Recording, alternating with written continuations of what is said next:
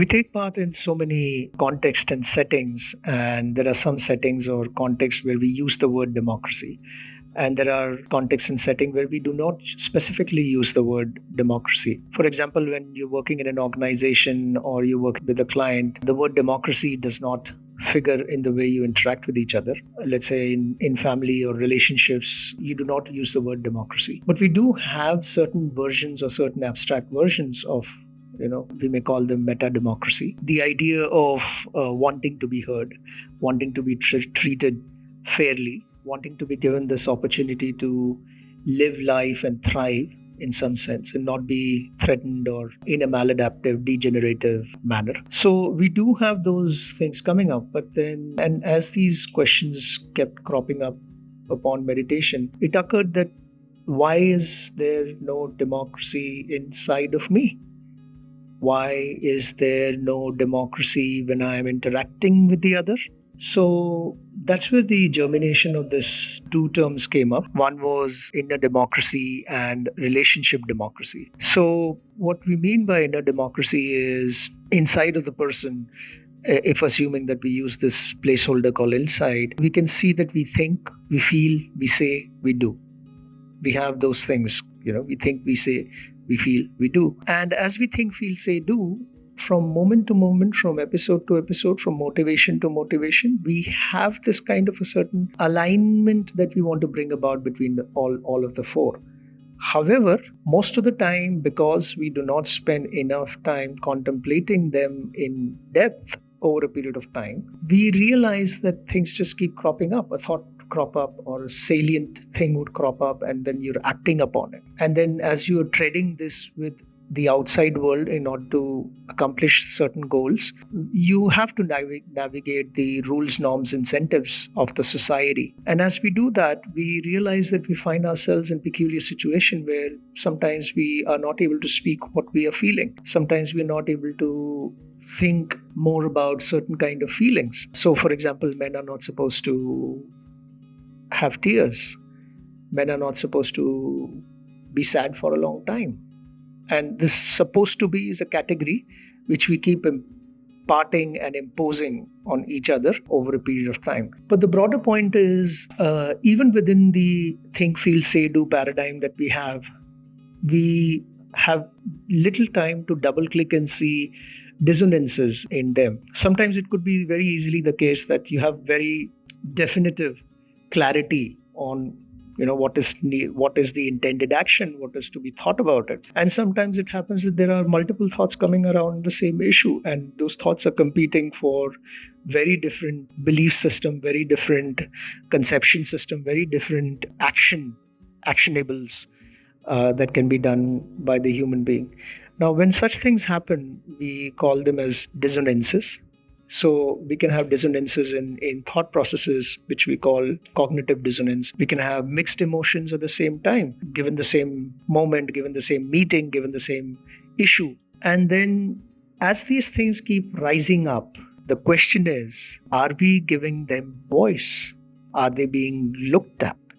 Are they being heard? And here is where we arrive at this whole aspect that if over a period of time we do not provide for a mechanism, a space, such that even competing thoughts, competing beliefs, competing emotions, competing speech, words coming from us, competing actions are not given the space inside of us to be looked at, to be heard, to be reflected, to be delved, to be looked at their network of relationships with so many other things inside of us. If we do not do that, in some sense, we are running an inner dictatorship.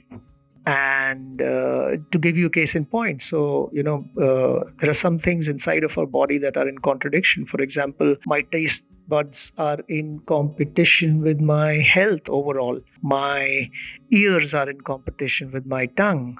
There's so many times that I don't wait near my ears and listening to you deeply, but albeit I would actually wait very impatiently at my tongue because I just want to blurt out the next opportunity I get to speak. So the more we reflect on these, we find that there are these contradictions. So am I giving adequate hearing to my health, my stomach, my digestive system, or am I just pandering to my taste buds every now and then? The moment we go down this path, we realize that we haven't been giving them inner voice. We have been imposing some form of majority or popular or salient or sensational things winning over meaningful, purposeful, long term mechanism. And those are the aspects of inner democracy that need to be, looked at. And these are just initial thoughts. I mean, there are so many other things to be looked at in this. In fact, we can create a 2 by 2 here, saying that there is the x-axis, you have inner, and y-axis you have outer. And on the x-axis, on the extreme right-hand side, you have dictatorship. On the left-hand side, you have democracy. And on the y-axis, you have outer. On the top side, you have dictatorship, and lower, you have democracy. So you get 4 quadrants, inner democracy, outer democracy, inner democracy, outer dictatorship, inner dictatorship, outer democracy, inner dictatorship, and outer dictatorship.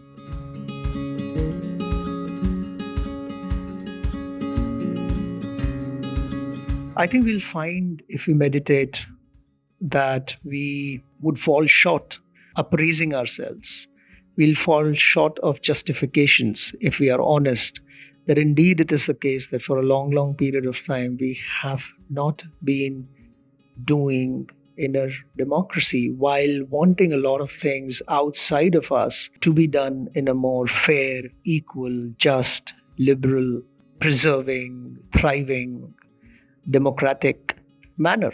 We'll cover some more aspects in the subsequent videos on this inner democracy and related subjects like relationship democracy. But on a quick note, we are also not saying that we want to install democracy, because I don't think that, first of all, democracy is not a destination, not a noun. It's a dynamic thing. It's a verb. It needs to be looked at from a context to context perspective. So one is absolutely not saying that we need to have democracy in all situation, all people, all issues, all desires, all thoughts, all feelings, all actions. No, I think like any sane, wise teachings would go, directions would go, we are saying that we need to move the needle away from the current state. So start observing it and see how much are we being fair to this whole aspect while we want to install democracy in some way outside. Also, it should be clear that we are not saying that the current versions and the notions of democracy, again it being verb as I said, is something that we are saying is the final version. I think democracy is up for reimagining, and a very different kind of order or way of organizing human at the civilization level will be worked upon in the world.